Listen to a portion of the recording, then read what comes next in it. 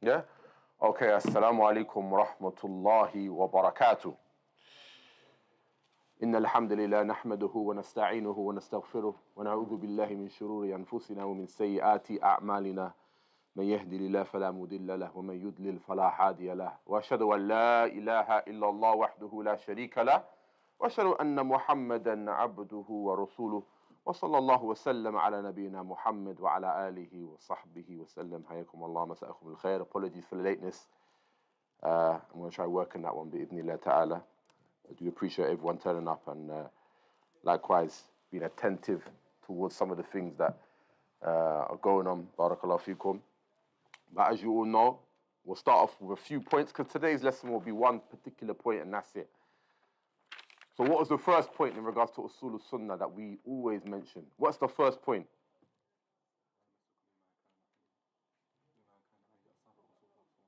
Why was that first? Why did Imam Ahmed rahmatullah alayhi mention tamassuk bima kana alayhi ashabu rasulillah wal iqtida'u bihim, meaning holding on to that which the companions of the messenger held on to, wal iqtida'u bihim, and following it and kind of emulating them in that. Why did he mention it? Correct. Any proof? Even though he didn't mention it, but I gave it to you anyway because Shaykh Albani mentions it. Well done. So the verse from Surah An-Nisa, verse 115, is a proof for following the companions. Because after it, Allah threatens those that take a path other than the path of the Sahaba with hellfire. وَمَنْ يُشَاقِقَ الرَّسُولَ مِنْ بَعْدِ مَا تَبَيَّنَ لَهُ الْهُدَى. Whosoever opposes the messenger after the evidence has been put forth to him. This is another good point as well. I always forget to mention this. وَيَتَّبِعْ غَيْرَ السَّبِيلِ الْمُؤْمِنِينَ, and follows a way other than the way of the believers. نُوَلِّهِ مَا تَوَلَّى وَنُصْلِهِ جَهَنَّمَ وَسَاءَتْ مَصِيرًا. We will leave him upon that path and basically cast him into the fire. Another point I remember Shaykh Abdullah al-Lahmani always would mention is that, did you catch it? Did you see what I just said? What did I say? No, before that, in the very first part of the verse. وَمَنْ يُشَاقِقَ الرَّسُولَ, whosoever opposes the messenger. Yes, after the proof has been put forth to him. You see that there? Meaning proof has to be established. You can't just say, oh, because he was like this and no proof came to him, therefore, Jahannama khalidina fiha. He's in hellfire forever. You can't say that. It's after the proof. Yeah, it's always based upon proof. Yeah? وَمَا كُنَّا مُعَذِّبِينَ حَتَّى نَبَعَثَ رَسُولًا وَمَا كُنَّا مُعَذِّبِينَ حَتَّى نَبَعَثَ رَسُولًا. We would never punish a nation after we sent the Rasul, the messenger, the evidences. So Allah is just. Unlike the Christian belief, the Nasara, they believe people will be taken to account even though they never understood the message.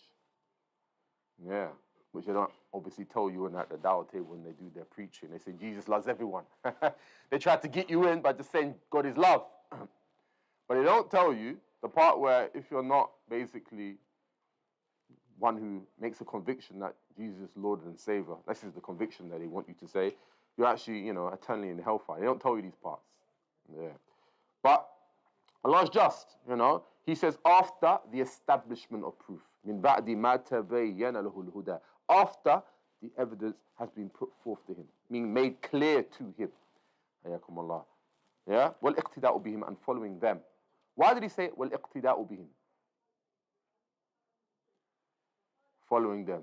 Where's our proof for following them? Alright, the Quran has mentioned it. What about in the Sunnah? Alaykum bi sunnati. What's the proof from that? Yes. But he also ordered with the Sunnah of these four rightly guided successors. Abu Bakr, Umar, Uthman, and Ali. Ridwanullah alayhim. Yeah? So there are, valid points within the Sunnah that allude to what? That we don't just follow the messenger, but also the companions. Barakallahu fikum. And in regards to last week's lesson, what did we mention? Who remembers last week's lesson? As well as taslim lin-nusus an-nabawiyya, submitting wholeheartedly to the prophetic narrations. We don't use our aql to say, this one don't make no sense to me. He's only done that, GCSE maths and English. He thinks he can assess, you know, the Islamic sciences, which many scholars have fought for hundreds and hundreds of years, and he's got like an A and B and, you know, GCSEs, and he thinks he can start denying, you know, clear-cut text. It doesn't work like that. Yeah? But this is obviously the effect of, you know, being, you know, influenced by the West and their teachings. Yeah. So he mentioned لا تدركه الأبصار. Yeah. This is فيه إثبات الرؤية. So Allah says what? No vision can grasp him. لا تدركه الأبصار. No vision can grasp him. He's not negating that you can't see him. He's not negating, you know, the fact that you can see him. فيه إثبات الرؤية. This is affirmation that, you know, you will see Allah. Because لأنه ما نفع الرؤية وإنما نفع الإحاطة. He didn't actually negate ru'ya. He never negated seeing Allah. He just negated basically al-ihata. He negated al-ihata. Al-ihata is to comprehend him, to encompass him fully. This is what he's saying. All right, so we'll start today's lesson, bi'idhnillah ta'ala. So today's lesson is very much connected to the first part of it, which was last week's lesson. Al-imanu bi-ru'yatillah fi dar al-akhirah. So, having faith that Allah will be seen fi dar al-akhirah, in the afterlife. Having belief, yeah? Allah will be seen in the hereafter, yeah. What have we got? Iman bil mizan. Is that what you've got? Then this topic.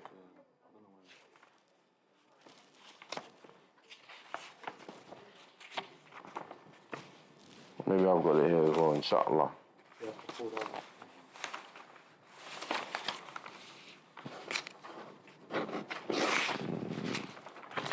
ترك الجدال. How many pages is it?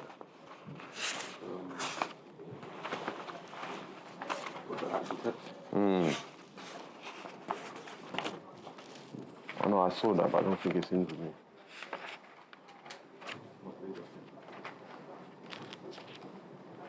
So we'll go into, I'll read it from the Arabic text then.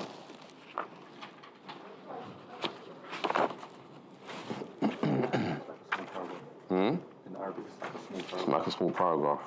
I'll read it anyway for the sake of, you know, making mention of the point. Also, another clear proof for the belief of the Sahaba, as it comes in Surah Al-Baqarah, فَإِنْ آمَنُوا بِمِثْلِ مَا آمَنْتُمْ بِهِ فَقَدْ اهْتَدَوْا. I believe it's Surah Al-Baqarah, verse 135 or 136.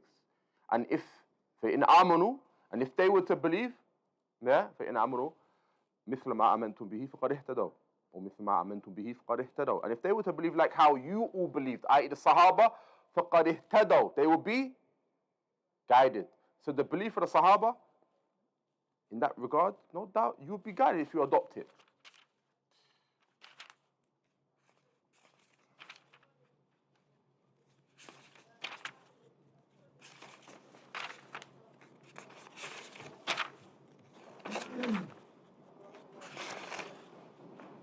I'm trying to find it now. All right, here we are.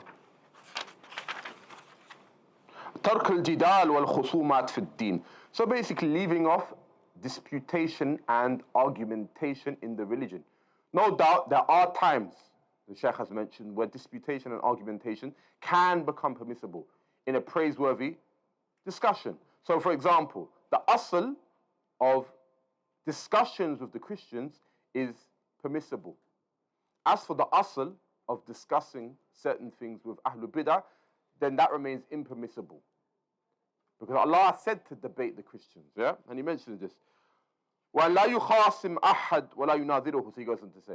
So, disputation and argumentation, it shouldn't be carried out of anyone, generally speaking, for the sake of it.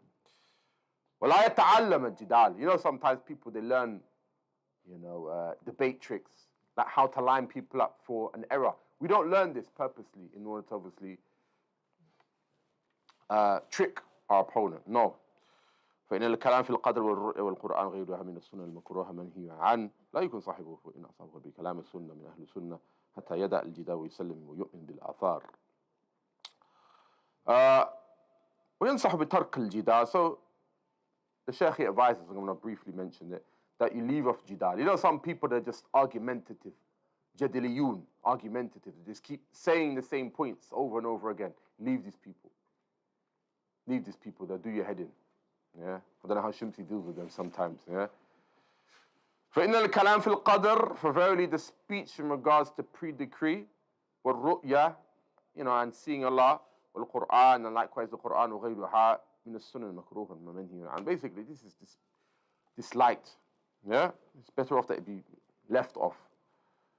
ورد أحاديث النهي عن الجدال والخصومات والرسول صلى الله عليه وسلم.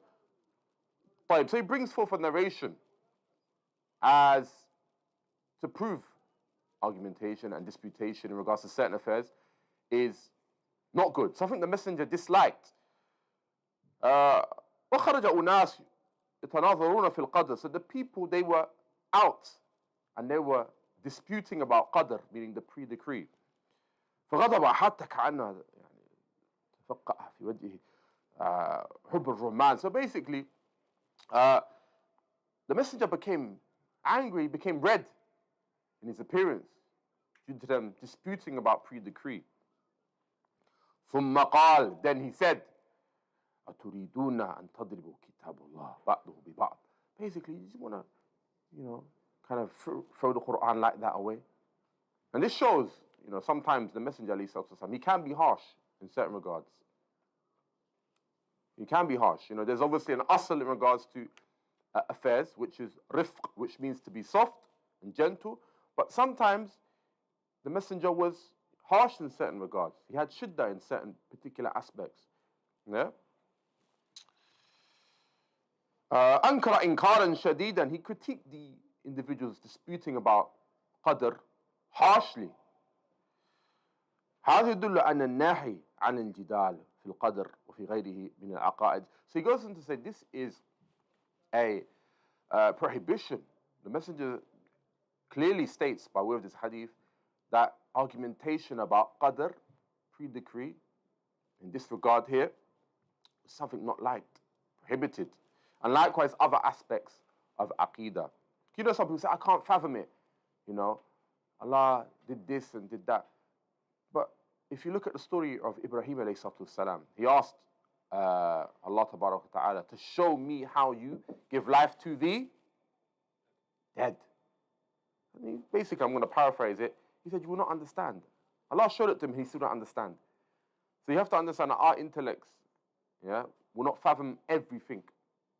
Yeah? Will not fathom many things. But it doesn't mean because you don't understand it, therefore you deny it. That's batil.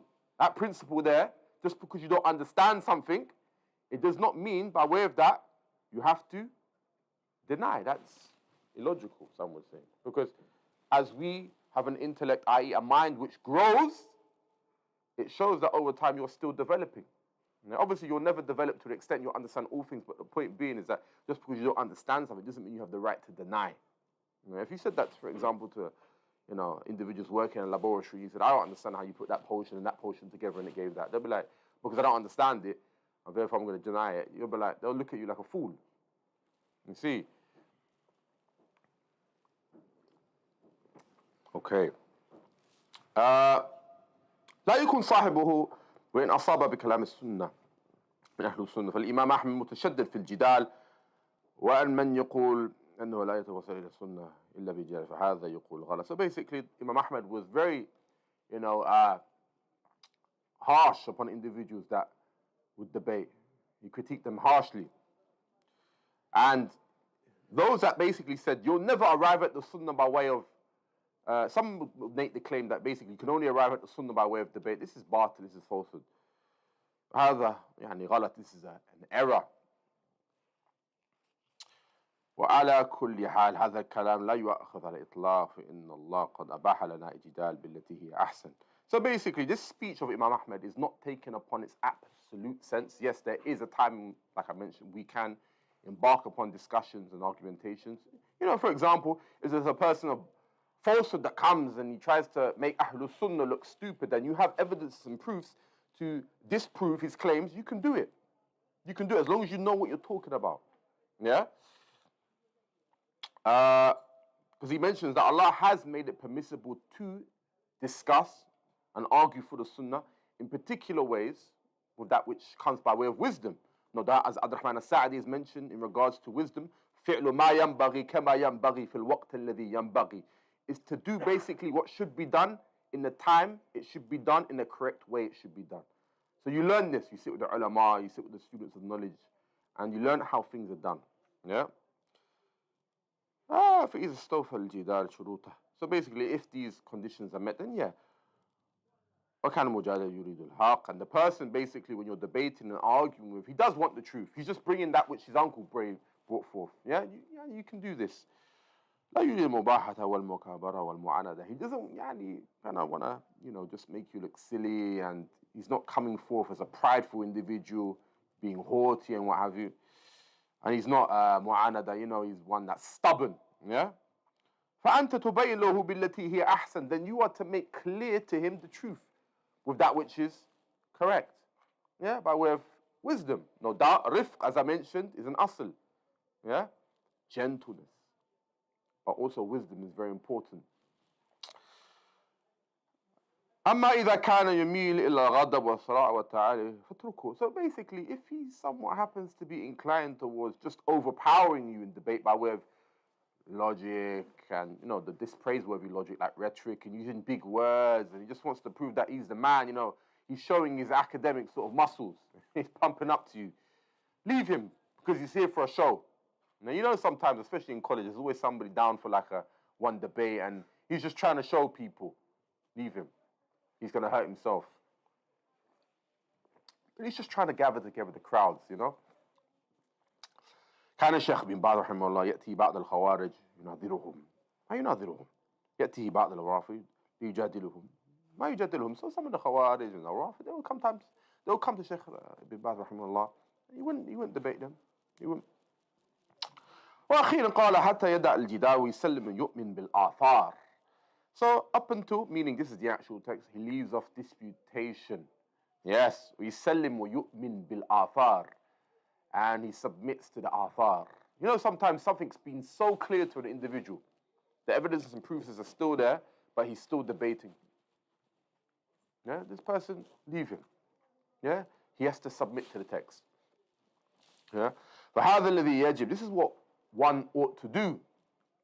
تؤمن بالآثار وترويها للناس وتشرحها وتبينها لهم. So basically, you believe in the athar, the narrations that come. And to the people, you explain it and make it clear. Even sometimes it may be difficult for certain people to understand. Yeah. فإذا رأيت أحد يجادل بالتي هي أحسن يريد الاستفادة تبين له. And if you see somebody that he wants khair, he wants to be benefited, then you go forth and you clarify. There's no harm in this. عنده شبهة أزلها عنده باللطف. So he goes on to say, if he's got a doubt, for example, he's got a doubt, do away with that doubt. Shaykh al-Nasr Faqihi always used to mention two things, Bayanul haq, making clear the truth, wa izalatu shubha. These are the two conditions, generally speaking, when it comes to a person of innovation, that you kind of have to establish upon. Yeah? If he's like a layman, make sure you do these two things. Yeah? If you can't establish that, that's different. You need to learn. But some people say, he's dal mudilla, he's misguided, he's like this, he's like that. But did you do the two? Did you explain it to them? Sometimes if he's like I mentioned, he's not stubborn, he's not exactly too prideful, then make sure you try to do two of these things. والحكمة والموعظة الحسن or hasana. So basically, when you make clear the evidences, you do it with good manners, no doubt by way of wisdom and good preachment. Barakallahu fikum. Yeah. Is Al-Quran kalamullah laysa bi makhluq. Have you got that in your books? Right, the next one.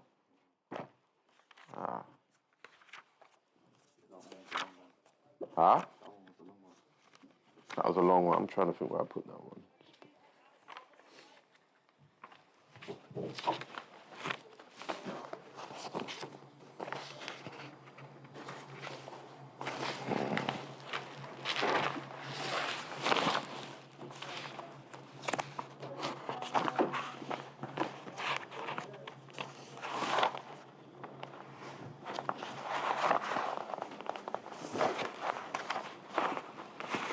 Must be in this one.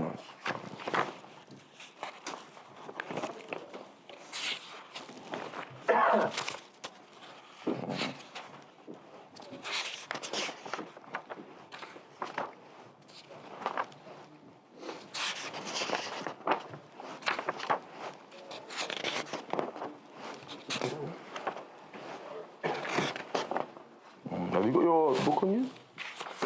The English one. Alright, khalas, I read it from this, inshallah. Perfect, I brought my own. طيب, so he goes on to say,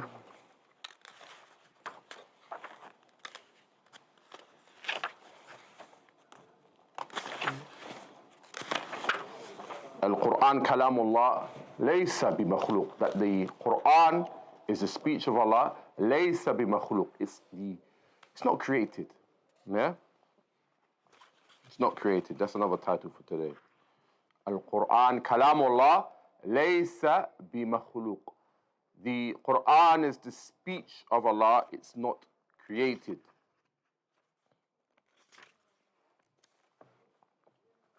So the Quran is the uncreated speech of Allah, and no one should be too weak to declare it to be uncreated. For indeed, speech is that which would not be exhausted by the seers, as Allah says. Yeah?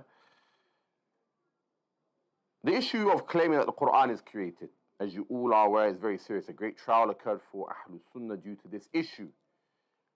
And at the head of those who sustained great difficulty and tribulations, fitan, was Imam Ahmed bin Hanbal, rahimahullah. During his trial, people were imprisoned, tortured and killed. All of this was done by the Jahmiyyah and the Mu'tazila. Mu'tazila were a sect established by Amr bin Ubaid and Wasil ibn Ata. There are two individuals that established the sect of the Mu'tazila. So during the time of Ma'mun and Mu'tasil and Wathiq, during the three different leaderships from the Dawla Abbasiyah, that's the Abbasid dynasty, the Islamic Ummah was put through a great trial by way of the Jahmiyyah and the Mu'tazila, and other people of misguidance and deviation, where they gained power over Ahlul Sunnah, but in the end Allah decreed that the good end would be for his pious servants. Imam Ahmed exerted immense patience, preserving upon basically imprisonment, torture and severe burdens that even the mountains would not be able to bear. So Allah raised his level and his status. There is no one who raises their head for the Sunnah and the banner of the Sunnah except that he is honored to be connected with this great Imam. Allah honored Islam with Abu Bakr on the day of Ridda. Yeah? Hurub al-Ridda. Remember I mentioned this in the beginning. And with Ahmed on the day of the Mihna, the trial, as some of the pious predecessors mentioned. And that's why some of the scholars, from them being Shaykh Rabi' Hafidhullah Ta'ala, he mentioned Imam Ahmed, he underwent a trial, he underwent a trial heavier than that of Abu Bakr radiallahu anhu. So Imam Ahmed, he underwent a trial that was heavier than that of Abu Bakr, because Abu Bakr, in the Hurub al-Ridda, he had helpers. As for the fitan of the Khalq al-Quran being put to trial, Imam Ahmed obviously had Allah, but he was with no one. He just had himself. He had nobody. So they say in regards to ibtila, trial and affliction, Imam Ahmed went through a lot more because he had no helpers. Obviously, Abu Bakr is higher than Imam Ahmed, without any doubt, for those that are wondering. Without any doubt. Because to see the messenger, to be with him, to live, and to be praised by Allah in the Quran by way of him, i.e. Allah Tabaraka Ta'ala, this is the highest rank. So the Sahaba, no doubt, are higher. But in a particular aspect, you can find certain people trialed more. And then he goes and said the Book of Allah and the Sunnah indicate that the Quran is the speech of Allah, which Allah the Glorious, the Most High, spoke with. قُلْ لَوْ كَانَ الْبَحْرُ مِدَادًا لِكَلِمَاتِ رَبِّي لِنَفِدَ الْبَحْرُ قَبْلَ أَن تَنْفَذَ كَلِمَاتُ رَبِّي وَلَوْ جِئْنَا بِمِثْلِهِ مَدَدًا. Say, Muhammad, to mankind, if the sea were ink for writing the words of my Lord, surely the sea would be exhausted before the words of my Lord. The words of my Lord being finished, even if we brought another sea like it for its aid. So, from Allah's speech are the books that were sent down for the rectification and guidance of mankind. Obviously, this is from the adl of Allah. Yeah? He sends forth books and messengers in order so that you know how to worship him correctly. It would make no sense that he says, worship me, but no message was given forth. This is similar to, once again, the Christians and their falsehood belief. The book that was supposed to be left for the people is corrupted. And the messenger, his message has been distorted. That's why Allah, he sends forth messengers to obviously rectify the previous message. And obviously Muhammad ﷺ is the final messenger, clarifying all the previous messengers in what they clarified to the people. And this is from the mercy, this is from the rahmah and the wisdom, from the hikam of Allah. And this is basically from that which Allah's lordship is indicative of. He sends down messengers. He sends down revelation to his messengers for the rectification of the people's lives, allowing them to become qualified to enter paradise. Obviously by the rahmah of Allah, the rahmah of Allah, we enter paradise, the mercy of Allah. And they act by revelation, thus earning for them Allah's pleasure, the Lord of all things. Whoever opposes these divine books, rejecting the truth, the proof will be established against them, thus earning him the recompense of the disbelievers and the arrogant ones. His abode will be the hellfire forever, as Allah mentioned. So the Quran is the uncreated speech of Allah. Yeah, Al-Quran kalamullah ghayru makhluq wa laysa bi makhluq. It's the uncreated speech of Allah. That's the Quran, which Allah spoke with the mighty majestic, and the books which Allah sent down are likewise the speech of Allah, who revealed them to his slaves. Allah spoke directly to Musa alayhi salatu wassalam. And likewise Muhammad on the night journey, Allah will call out on the day of judgment, where are these so-called partners of mine? Likewise Allah says in the Quran, وَإِذْ نَادَى رَبُّكَ مُوسَى وَإِذْ نَادَى رَبُّكَ مُوسَى. Yeah? And when your Lord called out Musa. Calling out does not occur except with letters and a voice that is befitting to Allah, not resembling the voice nor the letters or speech of the creation in the least. So Allah speaks, yeah? Shall I give you a proof that Allah speaks? You all know it.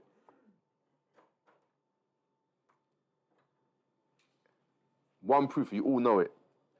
Every verse that says Qala Allah in the Quran is a proof that Allah speaks.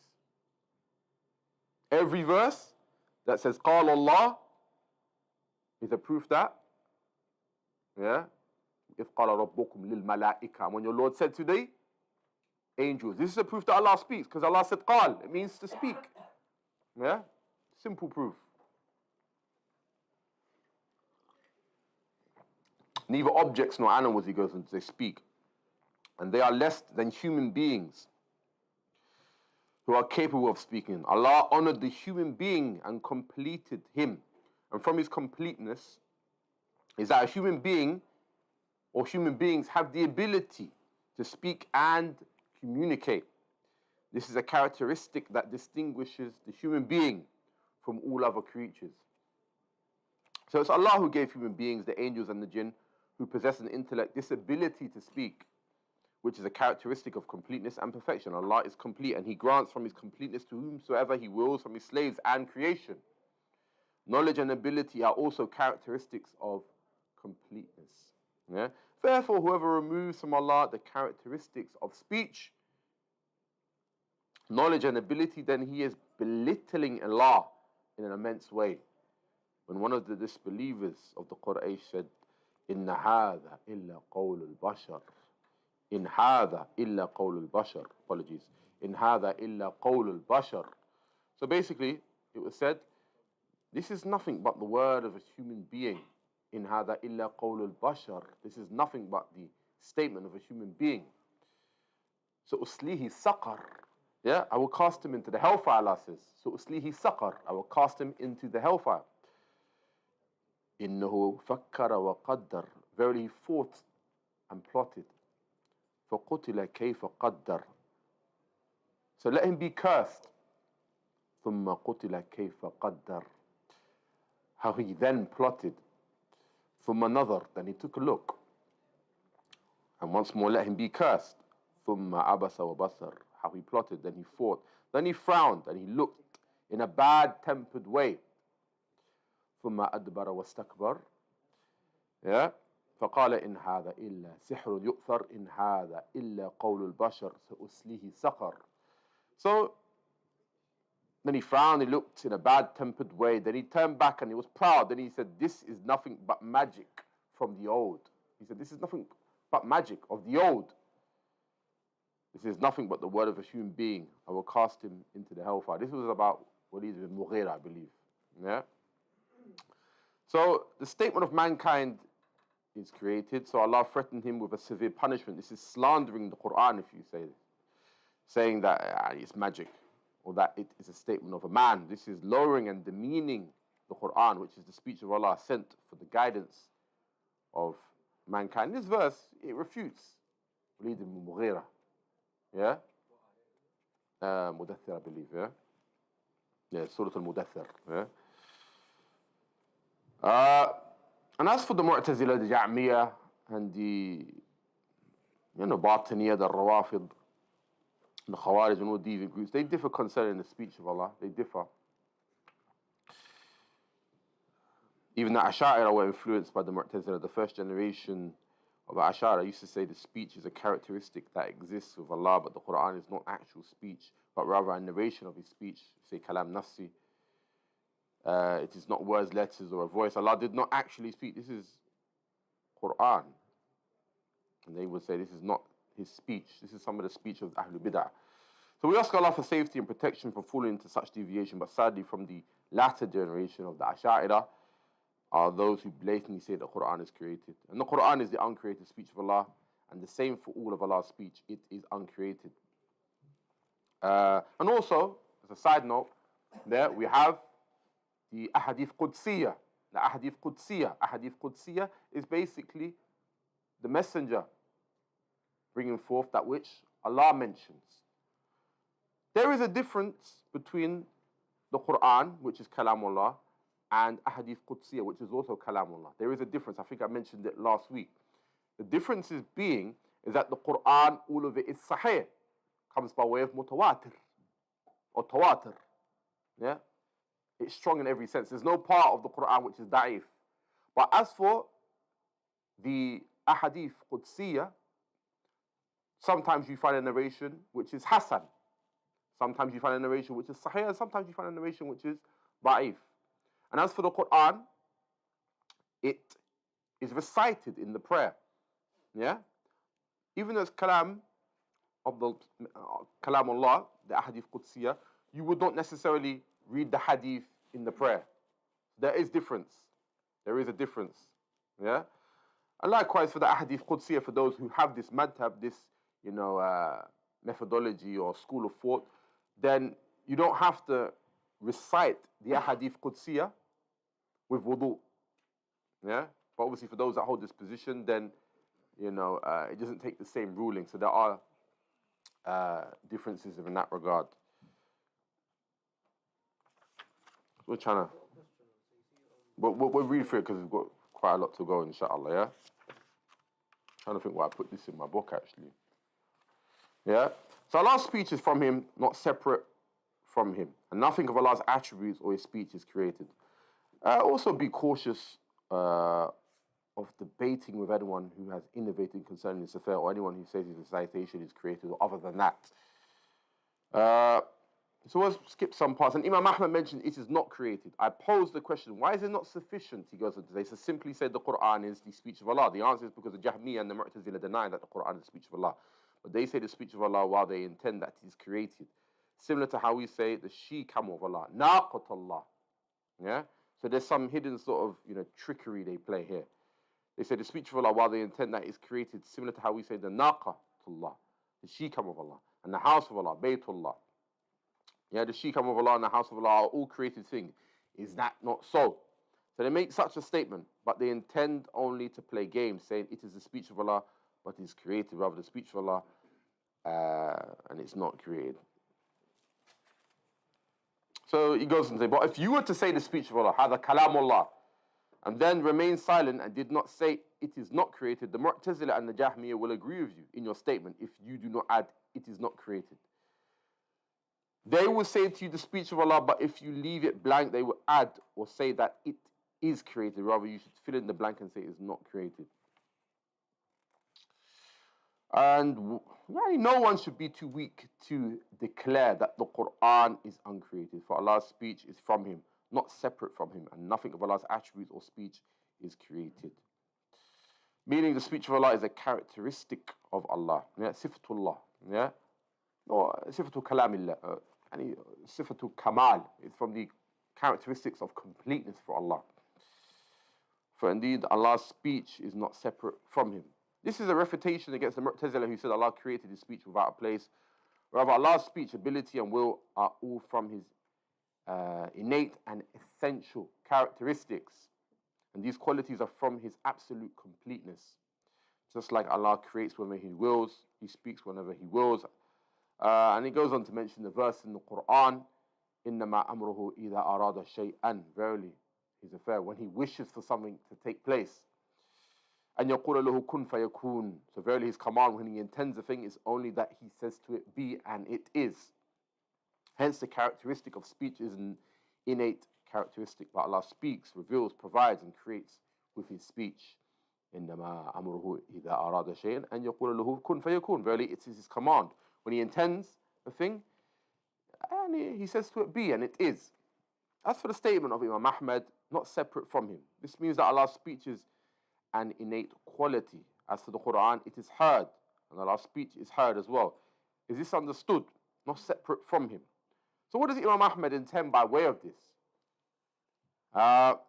The intent behind this statement is that speech is an innate characteristic of Allah, and this is a direct refutation of the Mu'tazila who said that Allah created this without speech. Yeah, and He created the speech without a place. And nothing of Allah's attributes or speech is created. Be cautious of debating with anyone who has innovated concerning this affair. Notice how Imam Ahmed is playing or basically placing emphasis on this issue. But when Imam Ahmed needed to debate, he debated. So he did it himself, yeah? When the time was given. Yeah? For example, he debated Ibn Abi Du'ad. And other than this, and whoever hesitates in this matter and says, I don't know whether it is created or uncreated, he's a fence sitter. He sits on the fence. It's just the speech of Allah, and this person has fallen into innovation. So it goes to show some of the ulama, they, by way of this, annotate a particular manhaj point. Fence sitters can sometimes be quite dangerous because they're not taking a position, yeah? Even though the text before you is there.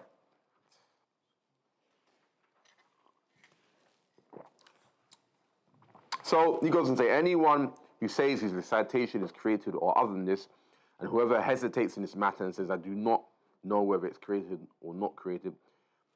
Here, when the fitna of the statement of the Quran is created, came, and DaaruSsunnah separated from the Jahmiyyah and the Mu'tazila, and other than them, they came about those who ascribed to the Sunnah and said the Quran is the speech of Allah and my utterance. This is where they started playing games now.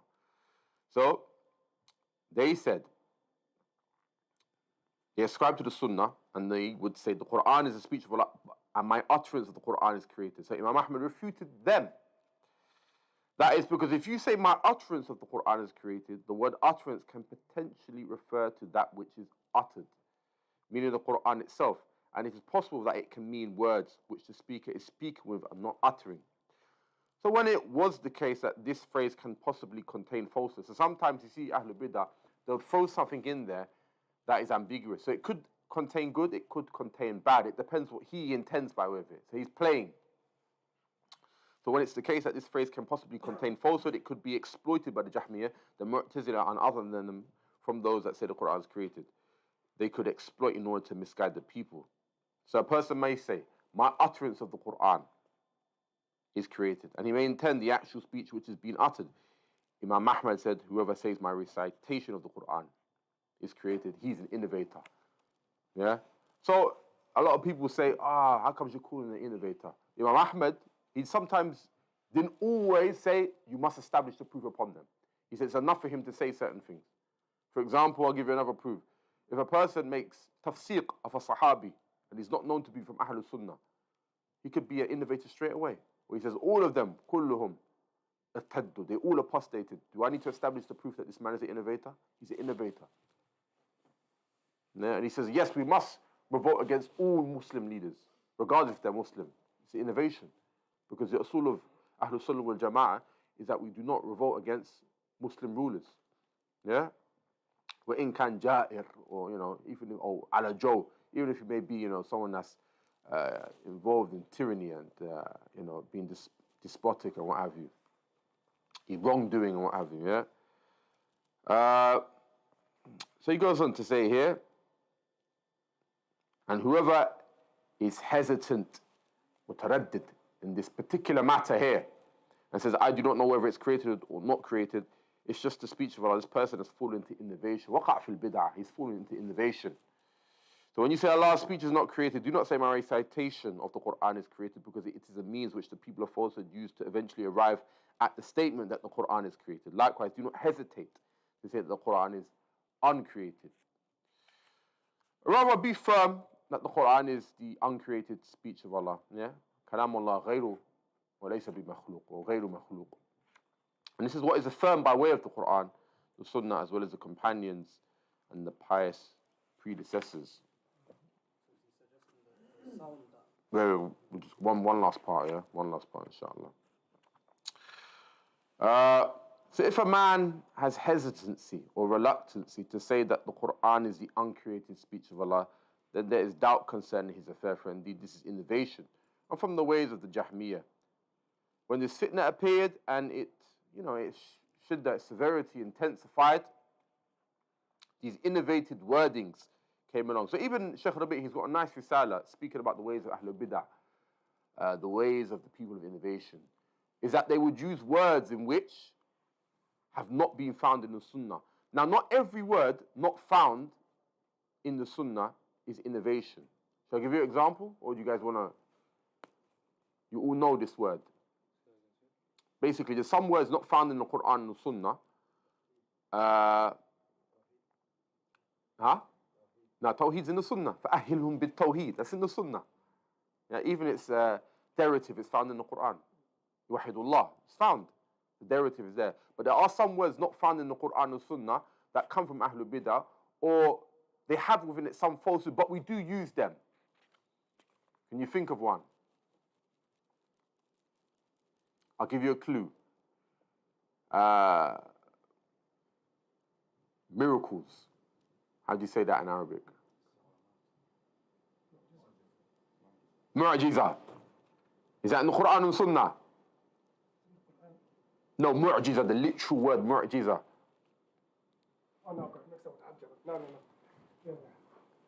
So mu'jiza is not in the Quran or Sunnah. Mu'jiza means miracle. Yeah? Mu'jiza means miracle. Do you know what a miracle is? This is a good question. Who knows what a miracle is? Something that can't be explained. Something like that. Close. So basically, when we speak about Allah Tabaraka wa Ta'ala, and we try to allude to his, lordship, his divinity, what do we use? How do we explain that to a non-Muslim, for example? Non-Muslim comes to you, he says, is there Allah? How do we go about this? What do you say? Clear signs. What? Okay, barakallah fi, clear signs. What are the clear signs? Aha. So what are the clear signs from the creation? Who can tell me? The sun and the moon. What do the sun and moon do? Aha. So the alternation of the day and night. Sah? That's a proof. Allah uses ayat wal barahin. These are words found in the Quran and Sunnah. Ayat, signs, wal barahin, evidences. These are the two words that are used. This is Quran and Sunnah. The word mu'jiza is not there in the Quran and Sunnah. It's not there, but it came a bit after. But we can use it because it actually means mu'jiza, coming from the ajaz. Who knows what ajaz means? In the Arabic language. Ajaz. What does ajaz mean? How's that ajuz? Ajuz, never heard of this? Old. Someone that is ajuz, what does that mean? They're old. They're incapable. So when I say this is a mu'jiza, it literally means, as Shaykh Abu Ayyad mentioned, I render you incapable of replicating what I've just done. Yeah? Ajaz means to be unable to do. Yeah? So when I say this is a mu'jiza, I'm saying that you are unable to replicate what I have just done. That's why some people would say, some of the later scholars, the Quran is a mu'jiza. You cannot replicate what has just been recited. Does that make sense? But this isn't used, generally speaking, in the Quran or in the Sunnah. The word mu'jiza is not there, but it can be used. But at the same time, Ahlul Bidah have misused it in one way. Does that make sense? Is that mafhoom, inshaAllah? So the two ways in which we speak about Allah is through ayat wal barahin. Ayat are signs, wal barahin, evidences. Give me a sign from Allah. Night and day, and the alternation, yeah? Night to day. It shows how Allah, alternates. He takes care of the system around us. That's an ayah. Also, another proof that Allah. Our own selves is a proof of the existence of Allah. Yeah? Even, not to quote them as if they're an absolute authority. The palm of every individual, like this young kid and yourself, and likewise the brother here. No palm of any individual is the same. Did you know that? Uniqueness. Aha. Sensory perception and what have you, yeah? All different. This is a sign of a unique creator. Yeah? And in Islam, if you want to stick to Quran and Sunnah, not get into the ambiguities, you say ayat, signs, wal barahin, evidences. Yeah? So the word mu'jiza, is it found in the Quran and Sunnah? No. What does the word mu'jiza mean? Miracle. Meaning what? You cannot replicate the likes of what I have just done. That's what it literally means. For the word ajaz, if you type out ajaz, what does it mean? It means you're unable to do. Yeah? Hence the word ajuz. You know ajuz? Someone that's unable. They're old. Yeah? So this is the point I wanted to make mention of, inshaAllah. And lastly, and that's why, for example, the Quran, no one has replicated the likes of it. You haven't seen someone come with another Quran with the same proofs and evidences, the same, tone, the same pattern. You haven't seen anyone come with that. Yeah? You haven't seen anyone come with that. Yes, they've made fabricated versions, but nothing with the likes of the very tone in which the Quran has come with. Yeah? And that's why, obviously, another point to mention is not from the book. One thing the Quran was given that no other book was given, do you know? They were preserved at their time, the previous books, and then obviously Allah left it to the people. Yeah? They then corrupted it. I mentioned this. Okay. Arabic writing was present. You know it. I'm going to tell you the proof. You know this particular surah. Fatiha. So all of the previous all of the previous books, scriptures, they were recited. Yeah? The Zabur, the Injil, the Torah, they were recited. But our nation, we have been given a particular surah no other revelation ever had. That's Surah Al-Fatiha. So previously, they were recited the books, but they never had a Fatiha. They would just recite. But our nation, we were given a Fatiha. Yeah, which means the opening, the mother of the Quran, Quran. Yeah, وَلَقَدْ آتَيْنَاكَ سَبْعًا مِنَ الْمَثَانِ وَالْقُرْآنِ الْعَظِيمِ. Verily, we have given you the 7 often repeated verses and the grand Quran. Now, I believe Surah Al-Fatiha is the only surah mentioned by way of the Quran in the Quran. That's the greatness of the Surah Al-Fatiha. So, I forgot. وَلَقَدْ آتَيْنَاكَ سَبْعًا مِنَ الْمَثَانِ وَالْقُرْآنِ الْعَظِيمِ. I know it's there somewhere. I forgot. But if you type up, it's there. Yeah, the 7 often repeated verses. That is Surah Al-Fatiha. Yeah? طيب. Back to the actual point. So whoever hesitates in this matter and says, I don't know whether it's created or not created, mashallah, this type of person is trying to appear as if he is pious. And this was stated by a number of people as well, but Imam Ahmed and others from DaaruSsunnah exposed and criticized the likes of these individuals and declared them to be innovators. From amongst them were Ya'qub ibn Shaybah, who was from the scholars of the hadith, when he hesitated and said, I don't know if the Quran is created or uncreated. Imam Ahmed said he was a misguided innovator. Look, he was hesitant in regards to the statement whether or not it's created or uncreated. He didn't take a position. Imam Ahmed, he says mubtadi'. So you're going to say Imam Ahmed, who upheld this religion by Allah's permission, the madhab Ahlus Sunnah wal Jama'ah, you're going to say he's mutashaddid because a person didn't take a position. How about now? Some people, they've heard about every position from this affair, from that affair, but they don't take a position. Imam Ahmed said in one position he didn't know, in regards to Aqidah here, he didn't take a position in this particular Imam. He called him mubtadi'. You're going to say Imam Ahmed's mutashaddid. Yeah? So sometimes tabdi' can be made. A person can be an innovator. It's not something we do all the time, but it can be done. So when people say, you're so harsh, Ahlus Sunnah wal Jama'ah or Salafiyun, you're so harsh. No, Imam Ahmed had a particular position as well when it comes to certain affairs.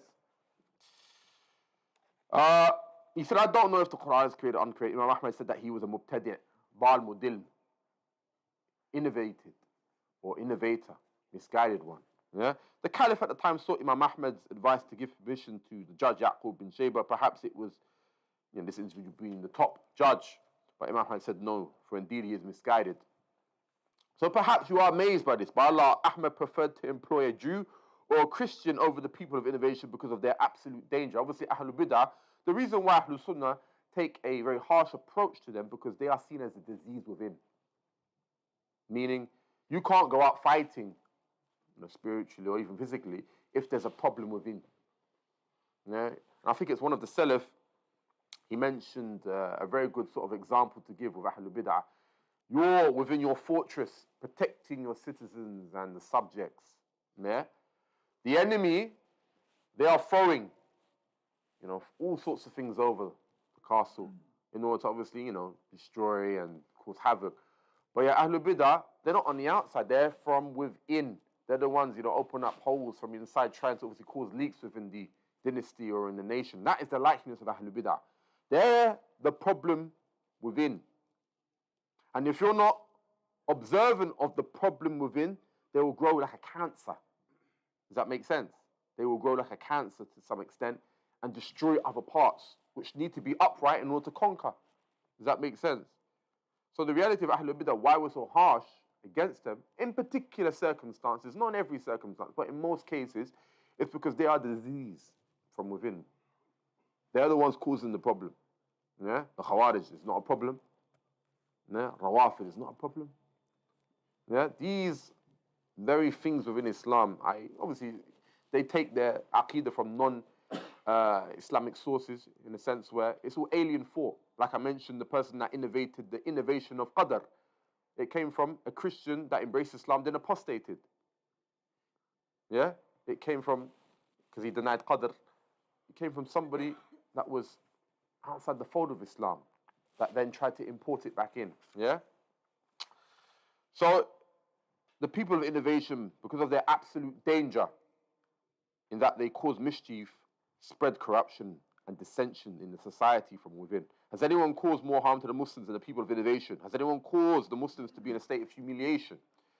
And the one who says the Quran is created, but rather the Quran is the uncreated speech of Allah. Kalamullah, laysa bi makhluq. And then he goes on to say, in the footnotes, just to end here, has anyone caused the Muslims to be in a state of humiliation under the feet of the Christians and the Jews? Except that the people of innovation, every trial and tribulation has inflicted this ummah. Or every trial and tribulation has inflicted harshness or severity or problems upon this ummah. It's because of the people of innovation. Yeah? Even Ibn Taymiyyah, may Allah have mercy upon him, mentioned when the Dawla Umayyah fell into innovation and its leader, Marwan ibn Himar, adopted the beliefs of Ja'ad. He was a cause of the fall of that nation. And innovation during those times does not equal to the innovation that we see in our times at all. And lastly, so he who has fallen into innovation, waqa'a fil bid'ah, and he is just like the one who says it is the Quran, i.e. created, but rather the Quran is the uncreated speech of Allah. Al-Quran kalamullah, laysa bi makhluq. So whoever hesitates and does not take a clear stance, whoever says his citation or utterance of the Quran is created, he is from this type of people. who say the Quran is created, holding on to their trowels, or holding on to their tails, should I say, and following their footsteps in this matter. And upon that note, barakallahu feekum, we'll end it there. Jazakumullahu khair. I do apologize for the lateness. Inshallah, next week, bi'idhnillah, we'll do the next point. But just to recap on some of the points, yeah, I know the last point, in terms of its length in speech, is quite lengthy. But Allah speaks to the creation, well, not literally speaks to the creation, should I say. Allah addresses the creation by way of His ayat wal barahin. That's how you can come to know of Allah. You know, His ayat wal barahin, signs and evidences. Where's His evidences? No, the ayat within the creation, the signs in ourselves, one of them, well done, yeah, and likewise in the creation. But where's His barahin? Where's His evidences? Revelation, barakallahu feek. Yeah, His barahin, His evidences go back to the Quran. Yeah, and likewise, no doubt, the Sunnah as well, because that's wahy. Yeah, wahyain. Yeah, the Quran, revelation, and also the Sunnah, the authentic Sunnah, is from revelation, because that which the messenger says is truth. وَمَا يَنْتِقُ عَنِ الْهَوَىٰ وَمَا يَنْتِقُ عَنِ الْهَوَىٰ إِنْ هُوَ وَحْيٌ يُوحَىٰ إِنْ هُوَ إِلَّا وَحْيٌ يُوحَىٰ. Yeah, really, it's only revelation inspired to him. And upon that note, جزاكم الله خير وصلى الله وسلم على نبينا محمد وعلى آله وصحبه وسلم. السلام عليكم ورحمة الله.